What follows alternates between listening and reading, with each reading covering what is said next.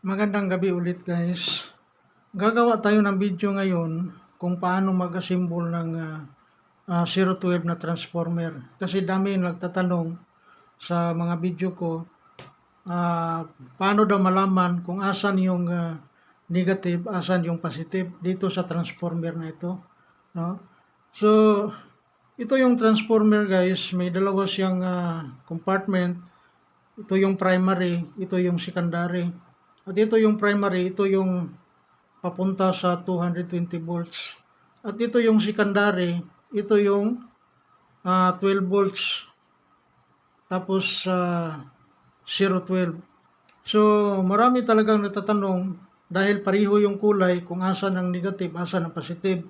So sa madaling salita guys, dahil pareho ang kulay itong wire, so ibig sabihin kahit saan ang pwede nating gawin ditong positive, kahit saan na pwede nating gawing negative.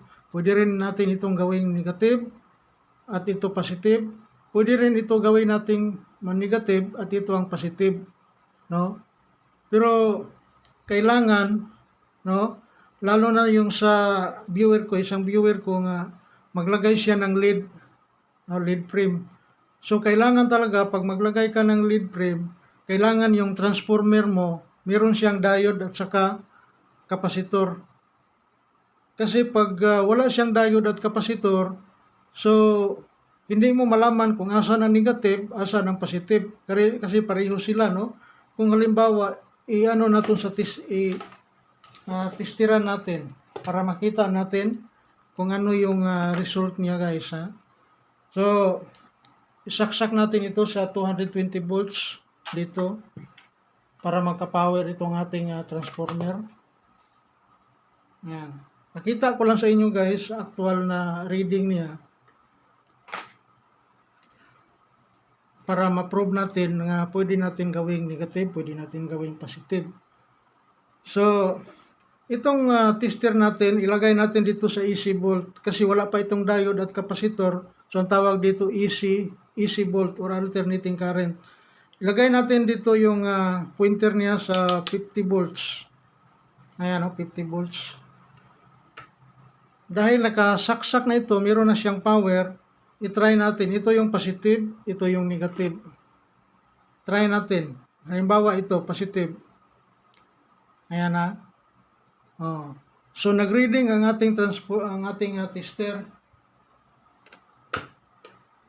For clarification lang ni guys sa ating mga viewer kasi daming nalilito dito sa transformer. Oh. So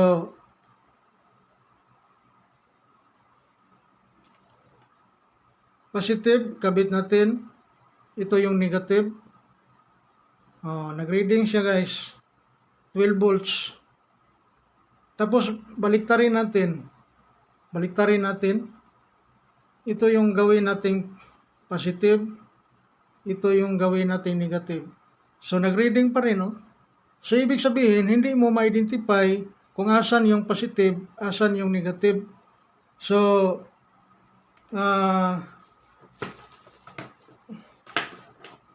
kailangan itong lagyan ng kapasitor at diode, no? So kung ikabit mo diretso ito sa ating timer guys, sa Allen timer, walang problema kasi yung timer meron siyang bridge sa rectifier na siya na yung mag-segregate sa power. Pero dahil gumamit tayo ng lead frame dito, hindi pwede ito kung walang diode at walang kapasitor kasi DC volt itong i-consume niya guys sa ating lead lights. So ngayon, dito tayo sa ating diode at kapasitor. So tingnan natin ang ating diode at ating kapasitor guys, no? Kita natin yung terminal niya, yung isa mahaba, yung isa maikli. So, itong mahaba, ito yung positive. At ito yung maikli, ito yung negative. No? So, meron na talagang sign dito. Pag nakita mo itong sign, ito yung negative side at ito yung positive side. Walang marka dito sa positive. So, ito lang ang palatandaan niya, yung mahaba, positive, yung maikli, negative. At dito sa diode, no? dito tayo sa diode guys, medyo maliit itong diode. Dito tayo sa Google para magkaintindihan tayo, no? So, dito sa Google, itong diode, ito yung diode symbol, no? Ito yung positive, ito yung anode, ito yung cathode. So, ibig sabihin, itong anode, ito yung positive. At itong cathode, ito yung negative. So, meron siyang kulay, oh, marking. So, ibig sabihin, cathode marking or negative marking. Nawala. So, pag nakita mo itong parang may kulay gray, no, nga nakapalibot doon sa diode, so, ibig sabihin, ito yung negative at ito yung positive. So, ngayon, paano natin ikabit dito? Kailangan guys, isulda natin ito ha. Pero dito, hindi ko na lang kailangan isulda, no? Kasi demonstration lang naman ito. So ngayon, itong negative ha, negative, yung maikli na wire, kabit natin dito. Kahit saan dito guys ha, pwedeng dito mo ikabit yung negative, pwede rin dito na wire mo ikabit yung negative. So, reversible yan. So, ikabit natin yung negative. Temporary lang ito. Ganun lang. No? I-ano lang natin. Tawag dito. Tapos sa diode, no?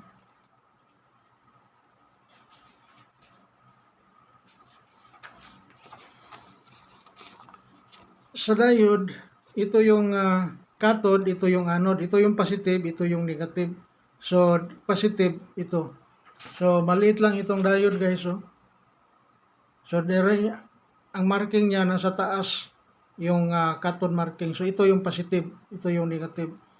So, ito yung positive. Ikabit natin dito sa pikas o sa kabilang wire. Ayan.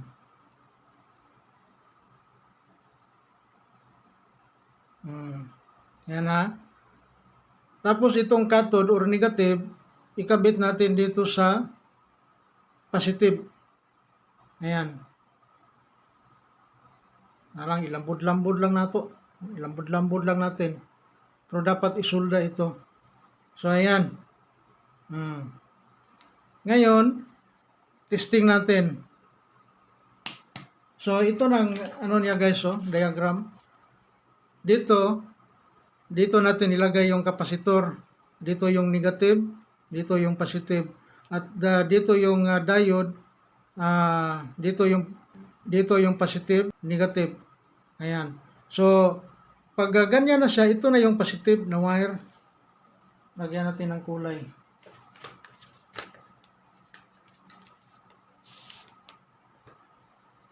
Ito na yung positive. At dito sa kabila, dito yung negative na wire, itim. Ayan. So, dito yung positive, dito yung negative. Dito sa kabilang diagram, binaliktad ko lang, no? Yung kapasitor, dito yung negative, dito yung positive. Sa diode, ganun rin. So, pareho lang yan, no? Oh. So, ngayon, testing natin. Saksak muna natin, i-on. Ayan. So, meron na siyang diode at kapasitor. So, ibig sabihin, hindi na siya AC, kundi DC na siya, direct current. So, ang pag-reading natin dito, itong pointer, dahil AC volt ito, ilipat natin dito sa DC volt. Ayan, 50 volt DC. So ngayon, i-reading na natin yung current niya, yung supply niya. Dito na yung positive sa gitna ng diode at saka kapasitor. At dito yung negative. Ayan guys. Nag-reading na siya. So reading niya 16 volt. So naging 16 volt na siya. So, walang problema yan kahit 16 volt. Kasi ganun talaga, no? 16 volt talaga ang reading pag meron na siyang diode at capacitor. So DC volt na ito, dito yung positive, dito yung negative. Ngayon kung maglagay tayo ng lead frame, no, ang wire sa lead frame, ito yung positive, itong pula, at ito yung negative, itim. So dito yung positive natin, ayan, dito yung positive, so dito yung positive, at dito yung negative. Tingnan natin kung ilaw ba. Ayan, milaw na siya guys, ang lead frame. Pag hindi mo lagyan ng diode at capacitor, hindi mag-iilaw itong lead frame. Tandaan natin, hindi ito mag-ilaw kasi DC ito, DC volt. Ayan. So, ganun talaga ha. Yung mga viewer ko na palagi nagtatanong kung paano daw malaman yung positive or negative dahil pareho yung kulay. So, kahit saan gawin yung negative. Now, ngayon, dito tayo sa ating diagram. Balik natin itong diagram na natin. So, yung ating lead frame, ito yung lead frame natin ha. Symbol lang yan, hindi yan image lang yan. Yung pula, kabit natin dito sa positive, at yung itim, kabit natin dito sa negative. Nakaseries siya dito. Ayan, Nakaseries siya dito. At yung pula. Direct na siya, direct tapping sa power supply, positive, direct tapping yung negative. So ngayon dito, meron tayong assembly. Assembly natin. Kaya lang 1 ampere ito guys. Ito yung mill plug. Saksak natin. Ayan, umilaw yung timer. Umilaw yung coin slot. Ayan. Try natin itong lead frame. Dito natin ikabit, meron na siyang wire na pula at yung negative blue. So, kabit natin dyan. Pula dito.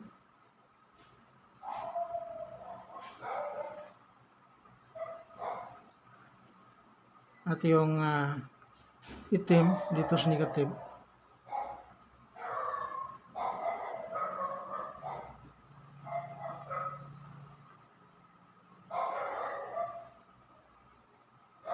Ayan. Milaw siya. So, dito, ikabit ang lead frame. Tapos, may polarity itong lead frame.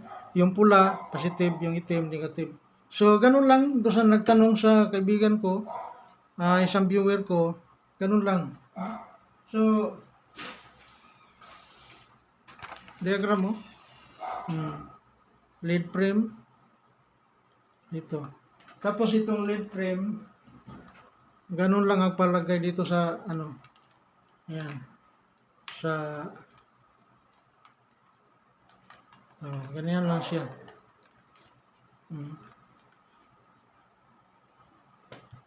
So ganun lang. So okay na yung sa nagtanong. So maraming salamat guys. Subscribe niyo tong channel natin guys, marami kayong matutunan dito. At saka darating ang panahon guys na ituturo ko rin kung paano mag-assemble nitong mga ganitong bagay.